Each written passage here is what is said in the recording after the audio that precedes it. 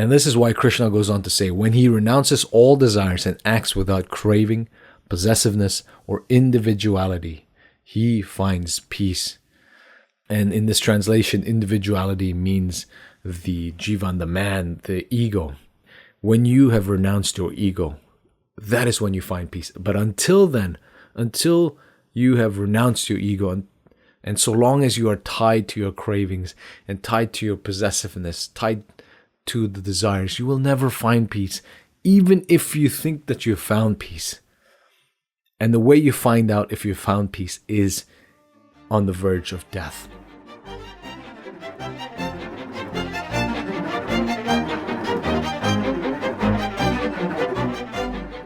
Krishna, what defines a man, deep in contemplation, whose insight and thought are sure? How would he speak? How would he sit? How would he move? Lord Krishna responds, when he gives up desires in his mind, is content with the self within himself, then he is said to be a man whose insight is sure, Arjuna. When suffering does not disturb his mind, when his craving for pleasures has vanished, when attraction, fear, and anger are gone, he is called a sage whose thought is sure. When he shows no preferences in fortune or misfortune, and neither exalts nor hates, his insight is sure. When, like a tortoise retracting its limbs, he withdraws his senses completely from sensuous objects, his insight is sure. Sensuous objects fade when the embodied self abstains from food. The taste lingers, but it too fades in the vision of the higher truth. Even when a man of wisdom tries to control them, Arjuna, the bewildering senses attack his mind with violence. Controlling them all with discipline, he should focus on me. When his senses are under control, his insight is sure. Brooding about sensuous objects makes attachment to them grow. From attachment, desires arises. From desire, anger is born. From anger comes confusion. From confusion, memory lapses. From broken memory, understanding is lost. From loss of understanding, he is ruined. But a man of inner strength, whose senses experience objects without attraction and hatred, in self-control, finds serenity. In serenity, all his sorrows dissolve. His reason becomes serene, his understanding sure. Without discipline, he has no understanding or inner power. Without inner power, he has no peace. And without peace, where is joy? If his mind submits to the play of the senses, they drive away insight, as wind drives a ship on water. So, great warrior, when withdrawal of the senses from sense objects is complete, discernment is firm. When it is night for all creatures, a master of restraint is awake. And when they are awake, it is night for the sage who sees reality.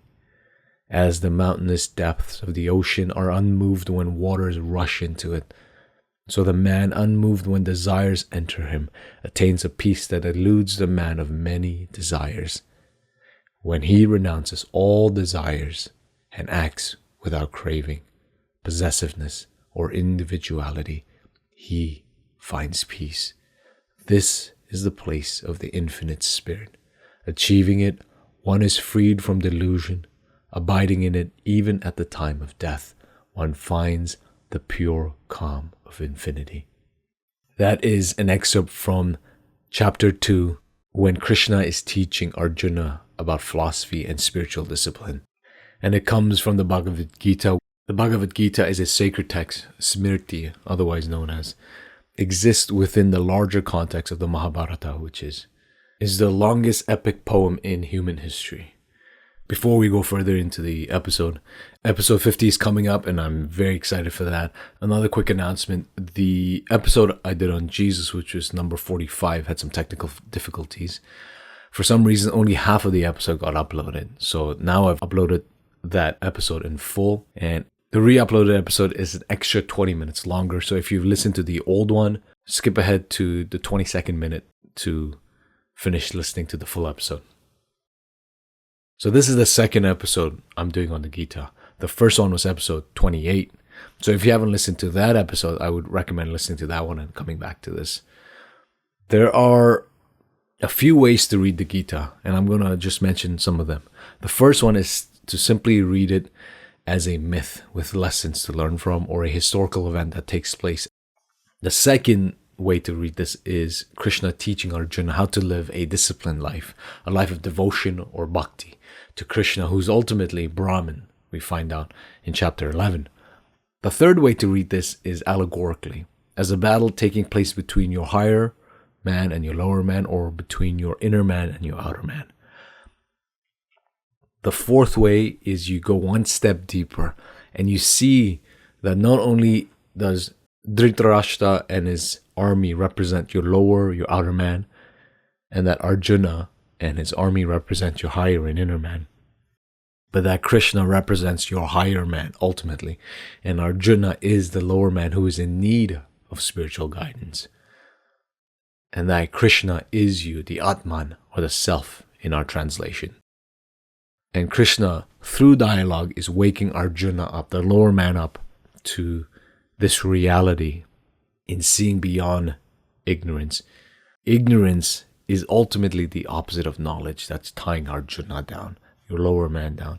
And we see this played out in Plato's Symposium, which is episode 37, when Plato's talking about beauty and love, or eros. And the fifth way is to see that Krishna is teaching some sort of ontological metaphysical truth about reality, about God, about ultimate reality, about life, about the self, about your true nature, and about death. Now, these are just 5 ways you can read. There are many more ways to read the Gita. And in this episode, we're going to be touching on some of these ways of looking at it, and specifically on the 4th and 5th way. So Arjuna, when he is on the battlefield and he's looking at his enemies who are ultimately his cousins, who have usurped power and have taken over the kingdom, and now he is fighting these cousins of his. He doesn't want to fight because his enemies are his family, they're his blood, they're his kin, right? And some of them are his teachers, his friends. And the thought of having to go into battle and having to ultimately kill them if he wants to win makes him sick. So he drops his bow and tells Krishna, his charioteer, to stop the chariot, and that he'd rather get killed by his enemies than to do any of the killing. So he says, "Honor forbids us to kill our cousins, Dhritarashtra's sons. How can we know happiness if we kill our own kinsmen?" Then he goes on to say, "I lament the great sin we commit when our greed for kinship and pleasures drive us to kill our kinsmen." What you're hearing here is the beginning, that last quote that I read, is the beginning of Arjuna's enlightenment. He understands that greed and pleasure are 2 of the most active ingredients in our world that leads us to destruction, to lead us to exploitation, to lead us to killing each other, to destroying each other, and is what keeps us in ignorance, in this mud. For when we are greedy, we attach ourselves to the fruit of our actions. We do things for the sole purpose of getting something in return. And when we are seeking pleasure, we're blinded by ignorance. Right? We'll do whatever we can to get that pleasure one more time, and that becomes our end-all and be-all. You see this so often. We become addicted to pleasure, to the highs we get from drugs, to the highs that we get from sex, to the games, to the money, to the status building. All of these things are pleasure seeking. And Arjuna is able to see beyond this and says to Krishna, "Look, it is a sin for me to go and kill my kinsmen, all these people, for greed and for pleasure." And this is when Krishna steps in. And mind you, we're not reading this in its literal form, that Arjuna is having to actually kill these cousins of his, right? We're looking at this from the perspective of Arjuna having to overcome his lower man, his outer man, right? We're looking at this allegorically. And so the way Krishna approaches this is by teaching Arjuna what seems to be the most significant lesson. And that lesson takes place in chapter 2, right at the beginning. Krishna reveals to Arjuna what the self, the Atman, is. It is foundational to understanding the rest of the Gita, especially when Krishna says things like this later on. And I quote, "When he perceives the unity existing in separate creatures, how they expand from unity, he attains the infinite spirit or Brahman." That quote should remind you of Heraclitus, an episode that we've done, when Heraclitus is talking about the ultimate unity in the duality that exists in this world. So then the question is, what is Atman? What is this self that Krishna continues to talk about throughout the whole of the Gita? The Atman is your soul, your innermost reality, the truest part of you. This aspect of you that remains the same from embryo to fetus to child to adult and after death, and even in rebirth for Krishna. That is the Atman. And according to Krishna, this Atman is everlasting. Our bodies, and I quote, are known to end, but the embodied self, the Atman, is enduring, indestructible, and immeasurable. Therefore, Arjuna, fight the battle.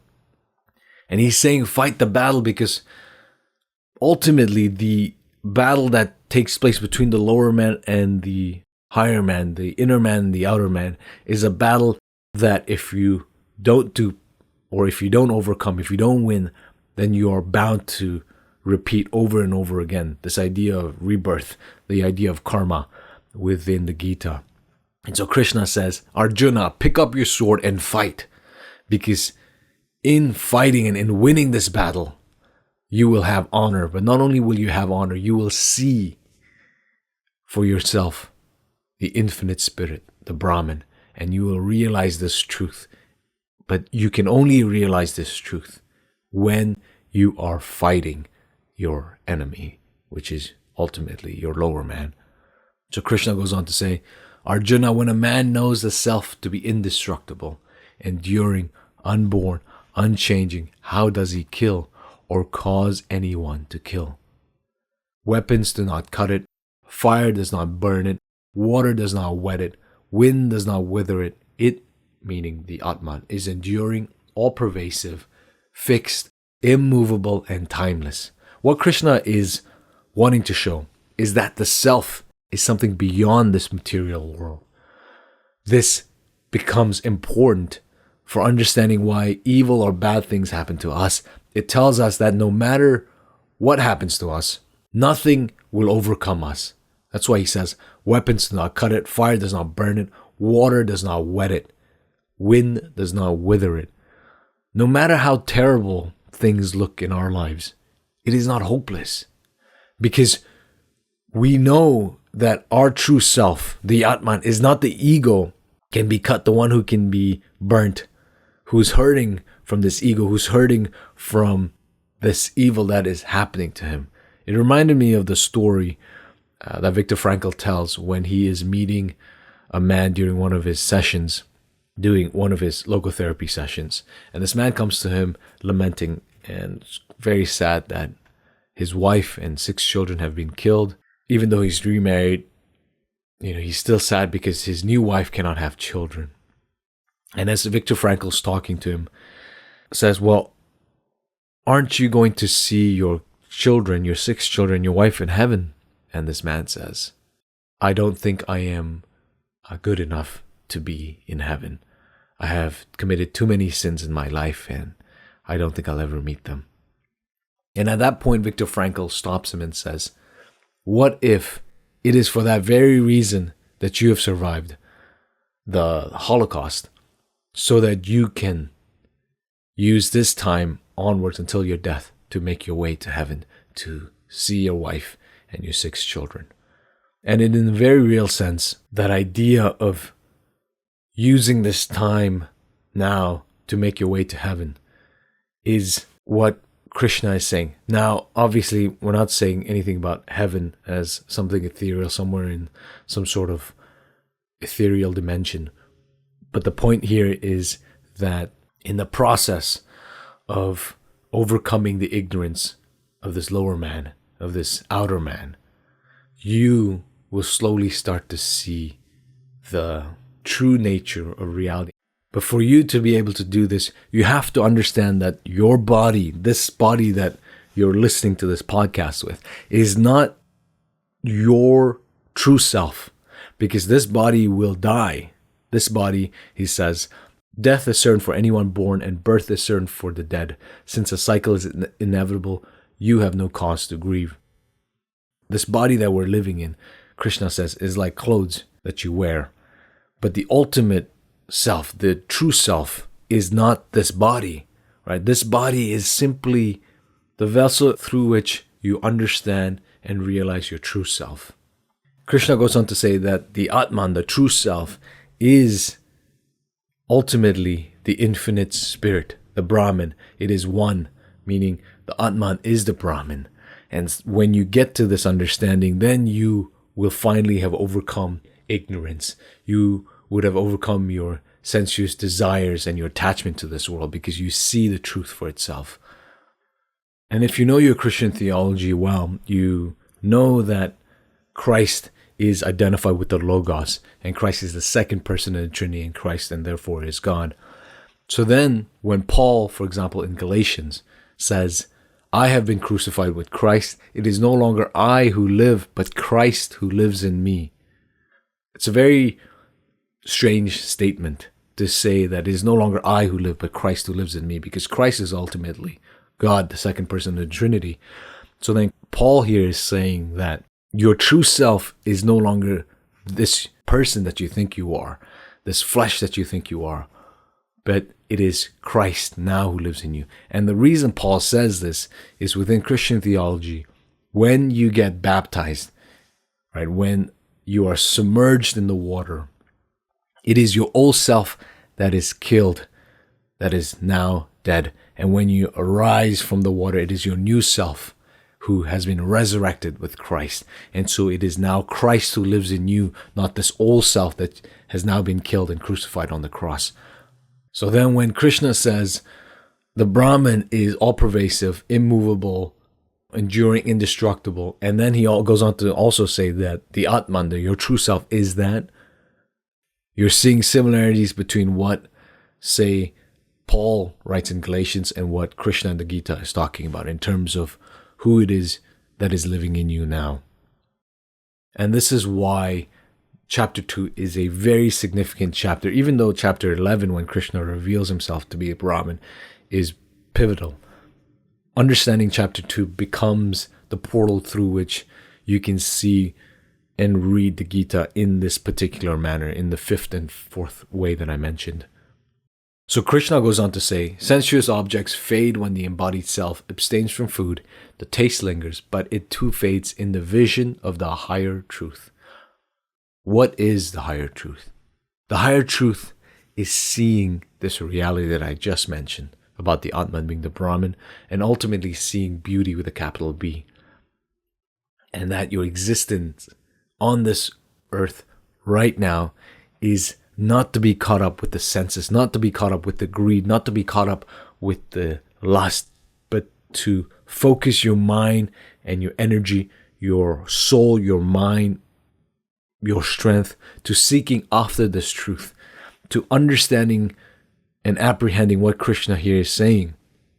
And once you understand that, to continually live in this truth, that is what the higher truth. And that is why when you attain this, all else seems to fade. Your desire for food seems to fade. Your need to want to breed also seems to fade, right? Because everything about you is seeking after this truth and attaining this. And this should be familiar if you listen to the episode on the symposium with Plato, where Plato talks about eros, love of, beauty as something that's continually striving towards the good, eternally striving towards the good, and eternally striving towards knowledge. And the way you climb this ladder of love is by going from the material world and then abstracting and going up into the higher and higher forms. And ultimately you get to beauty. And that is the highest truth. That is what your existence, why you're here for, is to seek after this. Is not only to seek after this, but to essentially live in this reality. But Krishna says, rarely someone sees it, meaning the Atman. Rarely another speaks it. Rarely another hears it. Even hearing it, no one really knows it. And he's saying this because people will read the Gita. People will understand, quote unquote, what the Gita is saying, and they can expound upon the truths of the Gita. But it doesn't mean that they know it. And only a few people who continue to journey on this path are the ones who see it. And the reason people don't see it is partially because we are obsessed as creatures in acquiring more knowledge. And people want to get to this knowledge without the discipline.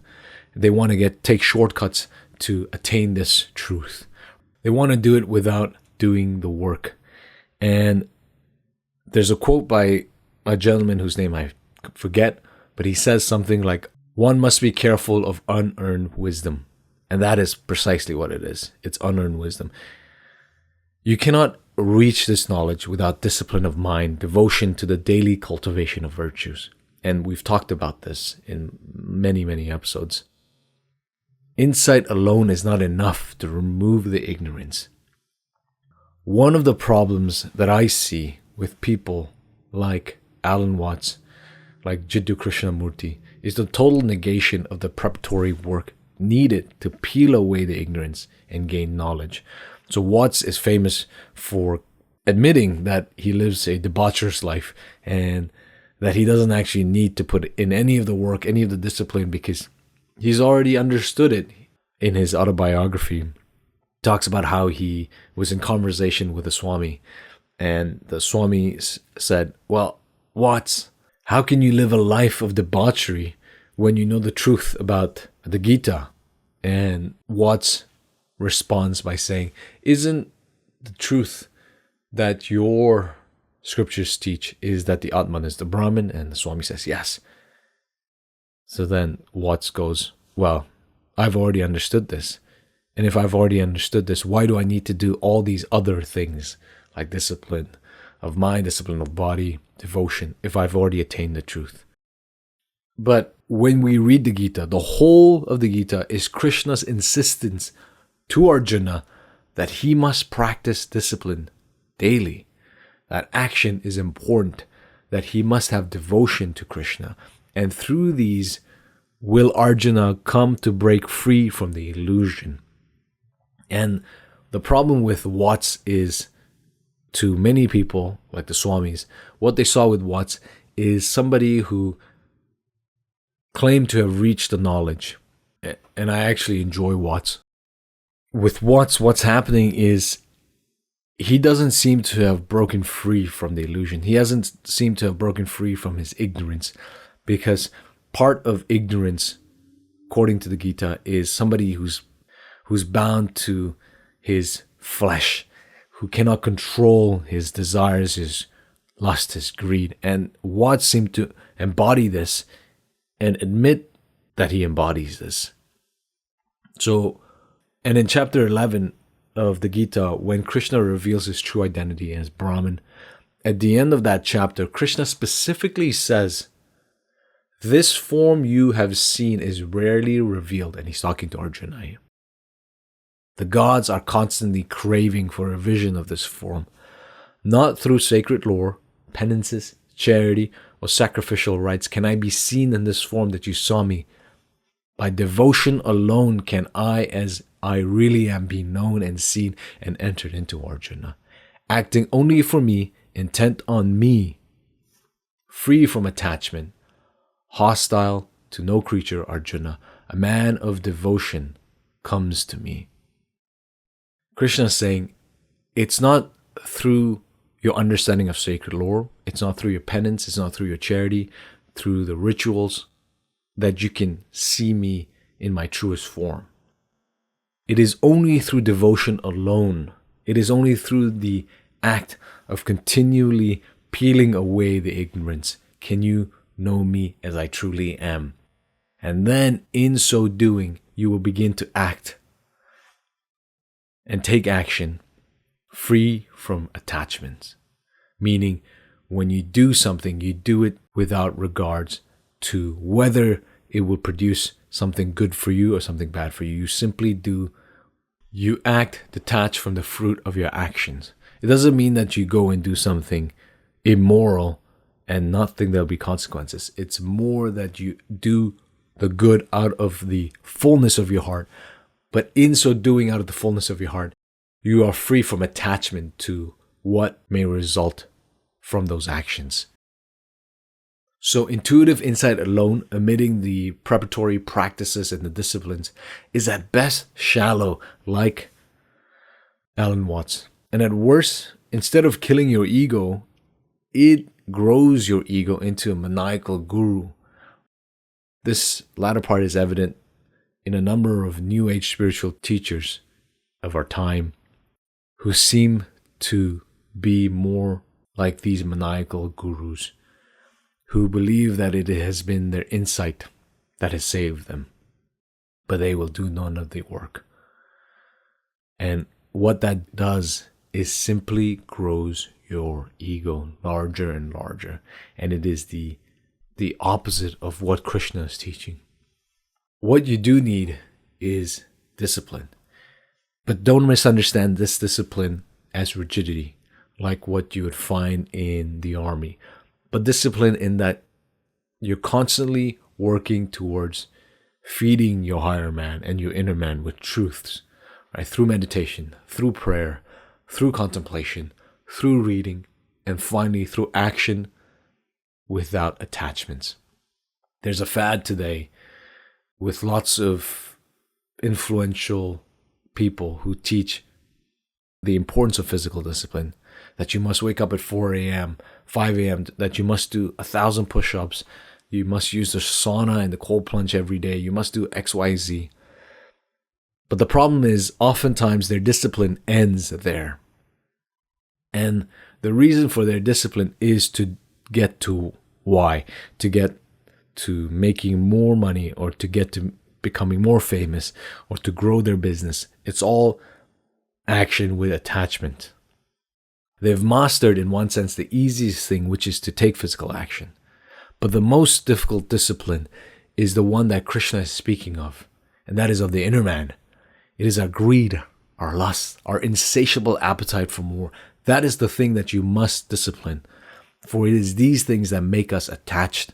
And attachment is what makes us desire. And desire is what chains us to ignorance and prevents us from peeling away this illusion. So I quote, "Brooding over sensuous objects makes attachment to them grow. From attachment, desires arise, and from desire, anger is born." This is what Jesus teaches his disciples in the Gospels. Namely, that it is not what's on the outside that makes you unclean, but what is on the inside. And when he is talking about anger and lust, I read this from Matthew 5:21. "You've heard that it was said to those of old, 'You shall not murder, and whoever murders will be liable to judgment.' But I say to you that everyone who's angry with his brother will be liable to judgment. Whoever insults his brother will be liable to counsel, and whoever says, 'You fool,' will be liable to hell of fire." So if you are offering your gift at the altar and there remember that your brother has something against you, leave your gift there before the altar and go. First, be reconciled to your brother, and then come and offer your gift. Come to terms quickly with your accusers while you are going with him to court, lest your accuser hand you over to the judge, and the judge to the guard, and you be put in prison. Truly I say to you, you will never get out until you have paid the last penny. And then in verse 27, "You've heard it said, 'You shall not commit adultery.' But I say to you that everyone who looks at a woman with lustful intent has already committed adultery with her in his heart. If your right eye causes you to sin, tear it out and throw it away, for it is better that you lose one of your members than that your whole body be thrown into hell. And if your right hand causes you to sin, cut it off and throw it away, for it is better that you lose one of your members than your whole body go into hell. So the point here that Jesus is making is your anger. Most of us are very controlled in not acting out in our anger, right? You don't go and murder somebody because you're angry. But Christ takes this a step further and says, it is not only that you should not murder, but it is anyone who is angry with his brother will be liable to judgment. So it is the intention in your heart. And that's why he goes on to say with lust, he says, you've heard it said, you shall not commit adultery. But I say to you, anybody who looks at a woman with lustful intent has already committed adultery in his heart. And then he goes on to be hyperbolic here and says, if your right eye causes you to sin, tear it out. And people oftentimes confuse this by saying, well, Jesus is saying, tear out your right eye. But when you read it from the beginning of the Beatitudes, his whole point is, it is not the outside of your body, right? It is not what's on the outside that makes you unclean, but it's what's on the inside.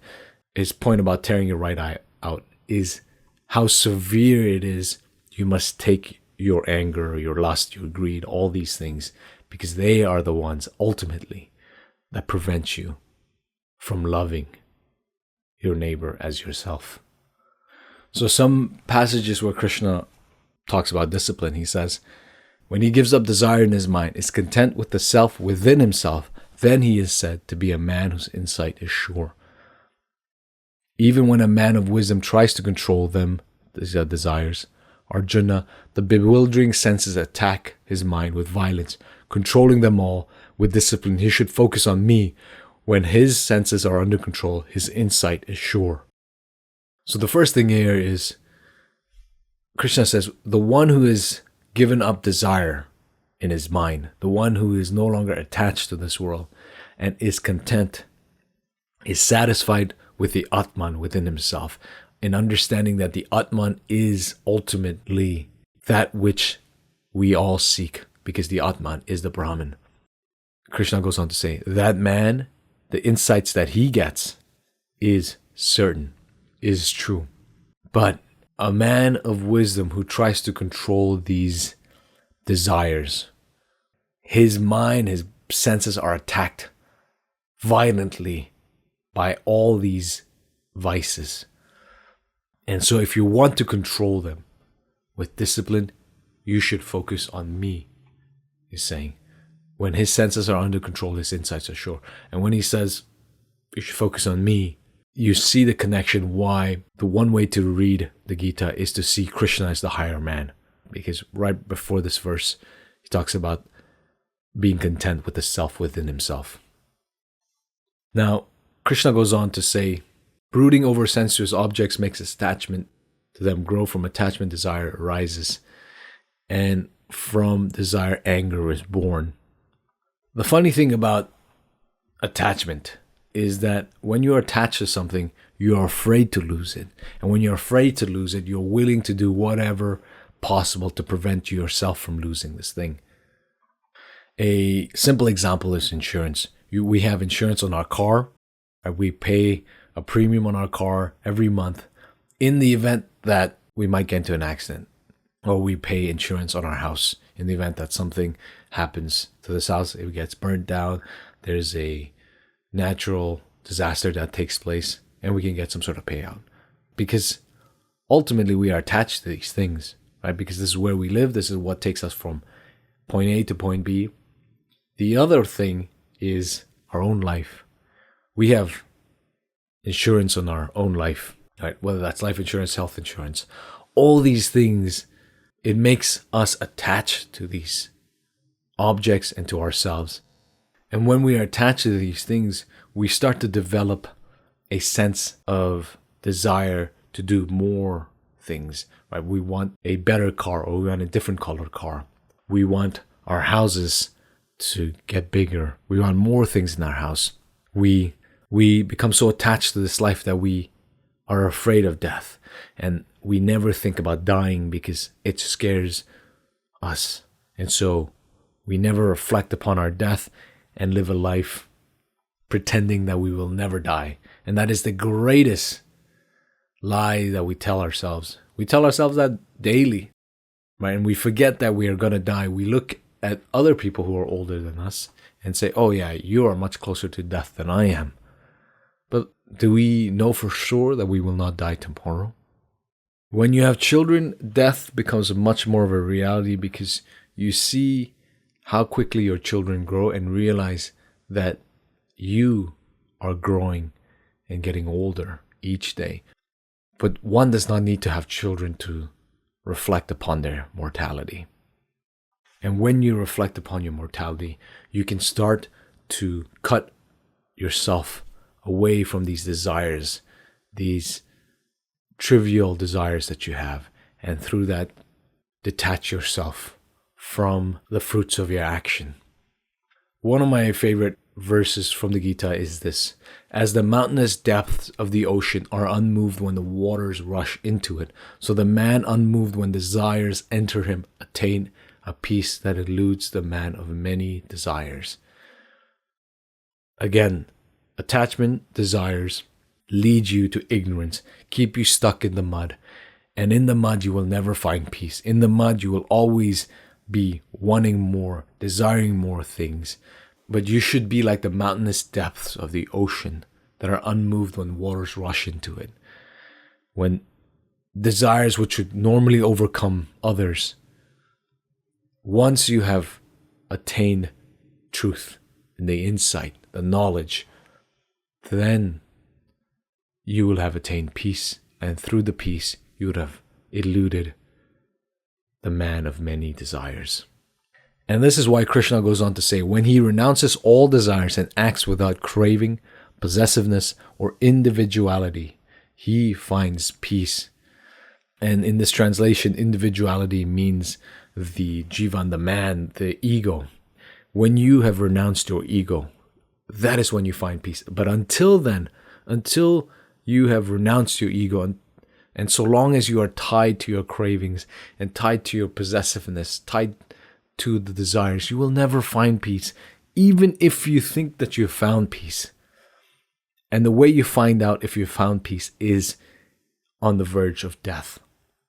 When you are on the verge of death, as Arjuna was on the verge of potential death, that is when his mind was overwhelmed with all these things. And we see this with one book that we've read called When Breath Becomes Air with Paul Kalaniti. That is a classic case of somebody who never thought about death, even though they thought about death until it was right next to them. And they only had 22 months to live. That is when he truly began to think about death. That is when he truly began to become detached from all these trivial, transient things.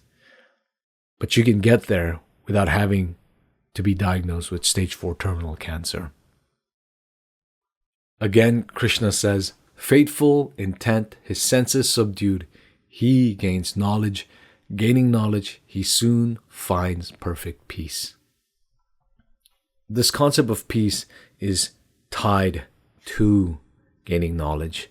And gaining knowledge only takes place through discipline, through the discipline of action, through the discipline of mind, not simply through intuition alone, as Watts famously claimed.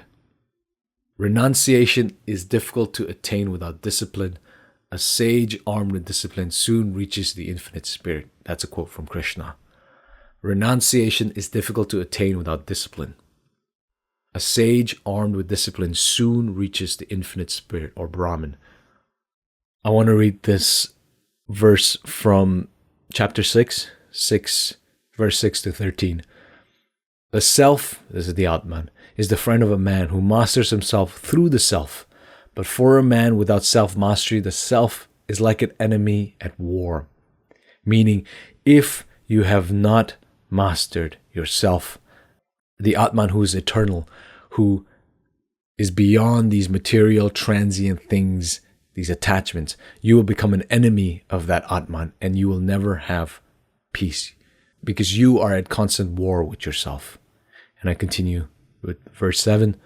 The higher self of a tranquil man whose self is mastered, is perfectly poised in cold or heat, or joy or suffering, honor or contempt, self-contented in knowledge and judgment, his senses subdued on the summit of existence, impartial to clay, stone, or gold, the man of discipline is disciplined.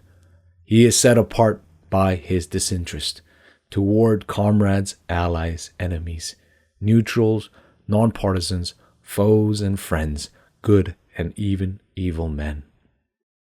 A man of discipline should always discipline himself, remain in seclusion, isolated, his thought and self well controlled, without possessions or hope.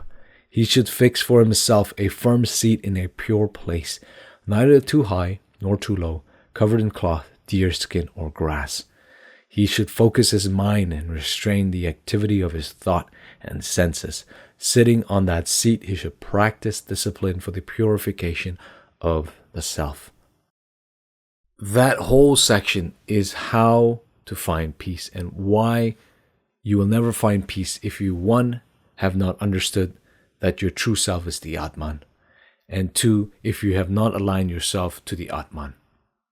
Right? And if meaning you have not overcome the attachment, the desires, the insatiable appetite for more and more and more, essentially greed and lust. If you have not overcome those things, you will never be at peace. You will be at war. You will essentially be reliving this battle taking place in Kurukshetra over and over until you realize, like Arjuna, that this battle should be fought once.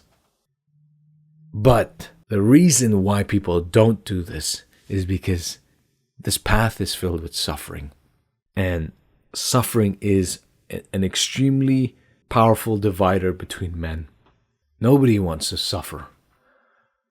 But we must understand that it is only through suffering, through the purification of the soul, through the purification of the lower man, the outer man, can you attain this.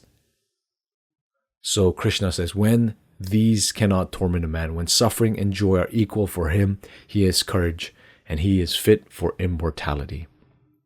And I continue, when suffering does not disturb his mind, when his craving for pleasure has vanished, when attraction, fear, and anger are gone, he is called a sage whose thought is sure. All suffering does is it weeds out those who have not cultivated the virtues. For when you have not cultivated them, your vices come into play and they pull you down and you give up before you've even begun the journey. And yet it is only the man or the woman for whom suffering and joy are equal. They have courage and they are fit for immortality.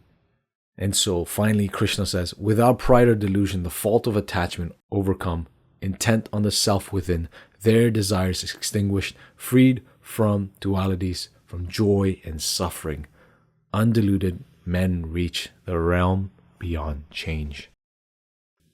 You'll notice that the word here is joy and suffering, because joy is, in a very real sense, ephemeral. You can be joyful when something great happens to you that you've been expecting. You can suffer both in the mind and in the body, but in one sense, that too is passing. What Krishna is getting at is when joy and suffering are not two things that pull you up and down like a toy, you then are able to attain to the infinite spirit. There's a beautiful verse when Krishna says, a man who relinquishes attachment and dedicates action to the infinite spirit, the Brahman, is not stained by evil, like a lotus leaf unstained by water. The lotus plant is significant in the East. When you understand the metaphor and the symbolic usage of them in art and architecture, it becomes profound. The symbol lies in how the lotus flower blossoms in muddy water. The lotus roots are anchored in dirt, but it is able to arise out of the dirt and out of the water and blossom petal by petal. And this is why the Hindus love it. This is why the Buddhists love it. And in the West, we tend to lose this symbolic significance because many of us don't come across lotus plants. Beyond that, what it symbolizes is one, detachment, right? The idea that the lotus flower separates itself from the muddy soil, from the water, and springs out essentially without any dirt and blossoms beautifully.